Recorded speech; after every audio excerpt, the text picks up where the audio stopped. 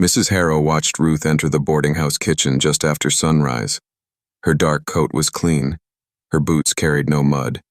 Even her hair was dry, though the road from the pond had been soaked by overnight rain. Ruth sat at the oak table and asked for tea. Mrs. Harrow noticed something strange when she placed the cup before her.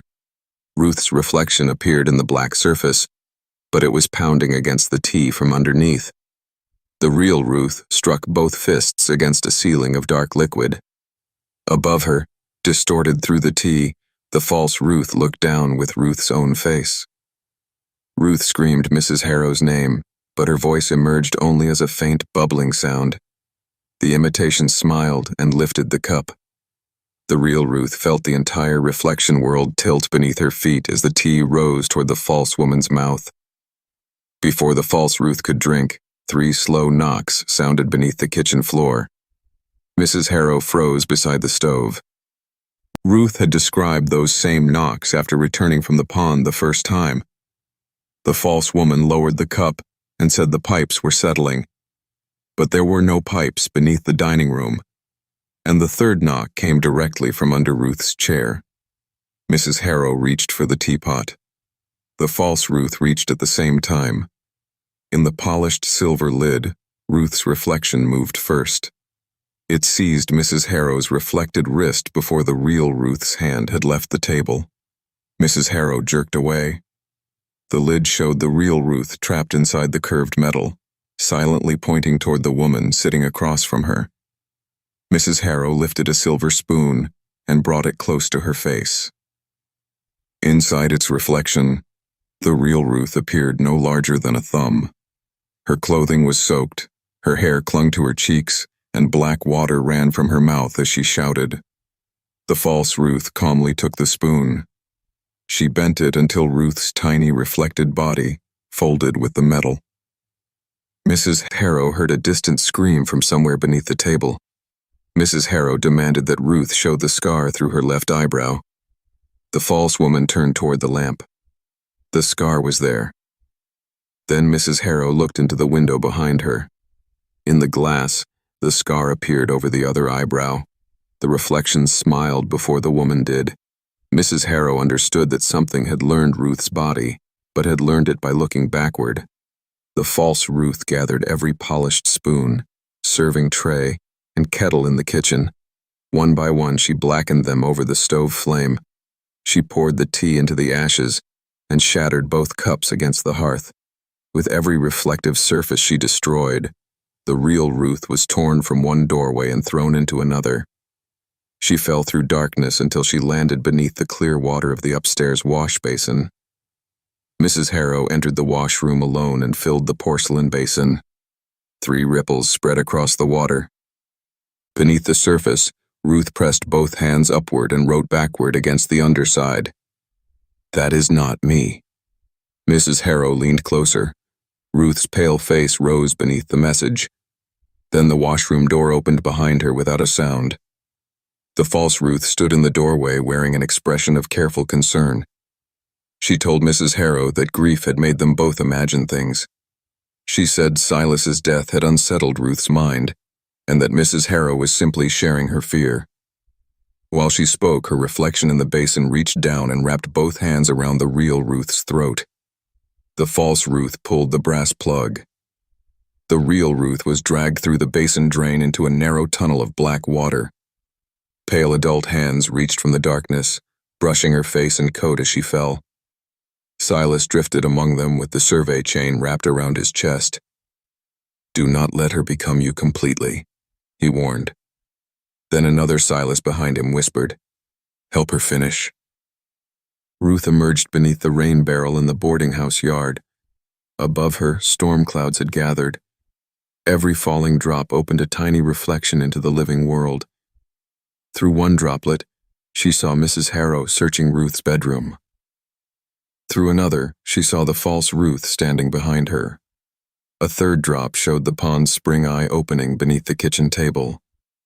Mrs. Harrow stepped into the yard and looked inside the barrel.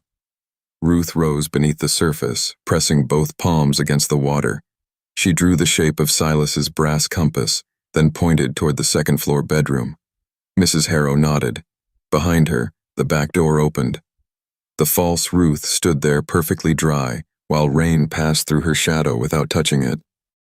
The false Ruth pressed a sewing needle into her palm. A puncture opened in the real Ruth's hand beneath the barrel water.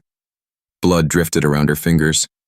The imitation pressed the needle beneath one fingernail. Ruth screamed and curled inward below the surface. Mrs. Harrow seized the barrel and overturned it before the needle could move again. Water spread across the muddy yard, dividing Ruth among dozens of puddles. In one, she crawled toward the back door. In another, she struck the underside of the sky. In a third, she saw the false Ruth approaching with the needle. The imitation stepped between the puddles carefully. Wherever her boot touched the water, one reflected Ruth vanished. Mrs. Harrow reached Ruth's bedroom and found Silas's brass compass on the floor. Its needle did not point north. It pointed toward the wet yard below. When Mrs. Harrow carried it to the window, the needle shifted toward a narrow puddle near the rain barrel. The real Ruth's face appeared inside the compass glass. Behind Mrs. Harrow, 3 knocks sounded from inside the wardrobe. The wardrobe doors opened. Silas stood inside, dripping pond water onto the bedroom floor. The survey chain vanished through his coat as though it continued deep into his chest. Mrs. Harrow whispered his name. Silas lifted his head. His gray eyes had become mirrors. Inside each eye stood the false Ruth, smiling from somewhere much deeper than the wardrobe. Silas spoke in 2 voices. One said, "The compass remembers the true body." The other said, "The compass remembers only what the pond permits." He warned Mrs. Harrow that the real Ruth could cross through a reflection only while the false Ruth was looking away. But once Ruth crossed, every mirror would reject her forever. Then both voices told Mrs. Harrow not to trust him. Mrs. Harrow covered the bedroom window, the wardrobe mirror, the basin, and every polished object with heavy blankets. She placed one mirror shard inside a circle made from Silas's survey chain. The brass compass rested beside it. Inside the shard, the real Ruth appeared, kneeling in black mud. Mrs. Harrow touched the glass and whispered, "I see you." The woman behind the shard began to cry. The bedroom door was locked, but the false Ruth stepped through it as though passing through water. "You have invited the wrong one inside," she told Mrs. Harrow. The real Ruth pressed both hands against the shard. The imitation placed her hands against the other side. Their palms met through the glass, and memories began spilling between them like light through cracks. Mrs. Harrow saw Ruth arriving at the pond with Silas. Then the memory changed. Ruth shoved Silas toward the spring eye. She smiled while he drowned.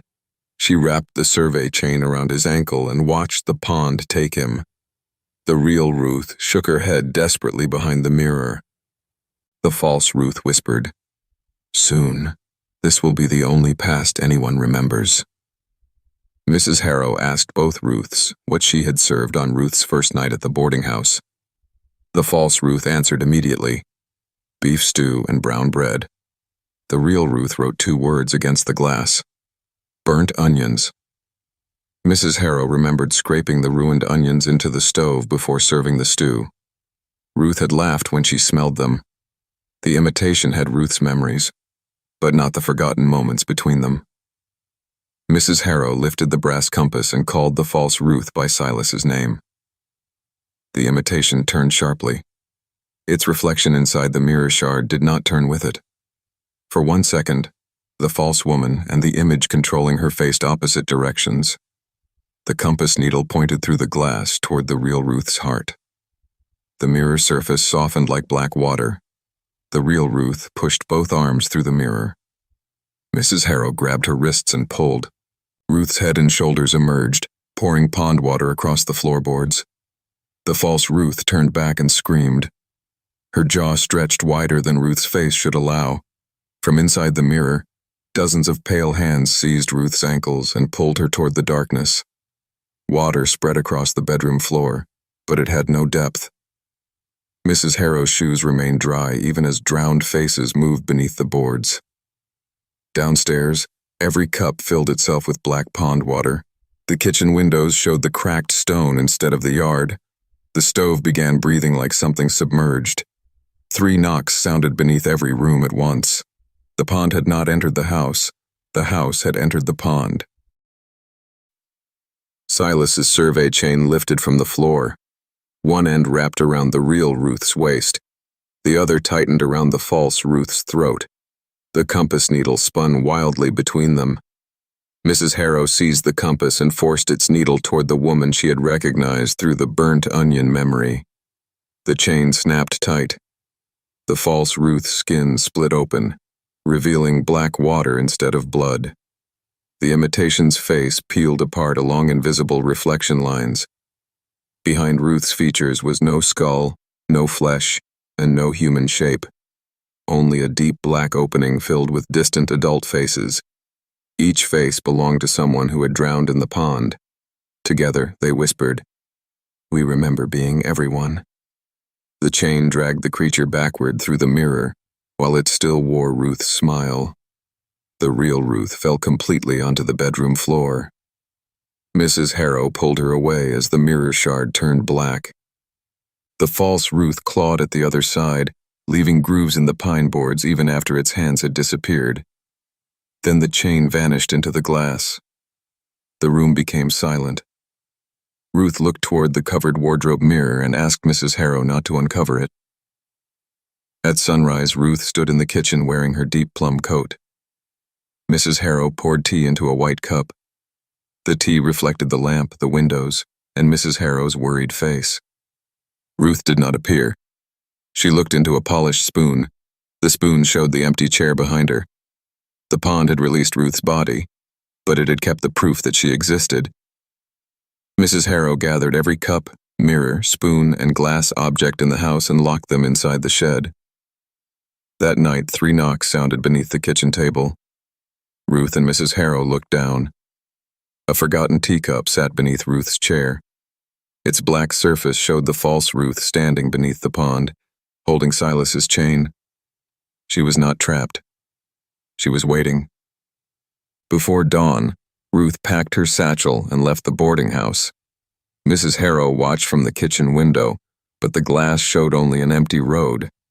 When she returned to the table, the forgotten cup had moved beside her place. Inside the tea, Ruth's face floated upside down beneath the circular spring eye. Mrs. Harrow looked toward the front door. Someone wearing Ruth's deep plum coat was standing outside. It knocked 3 times. The ending means Ruth's escape may have failed. Mrs. Harrow sees Ruth leave, but then Ruth's face appears upside down inside the teacup while someone wearing Ruth's coat stands outside.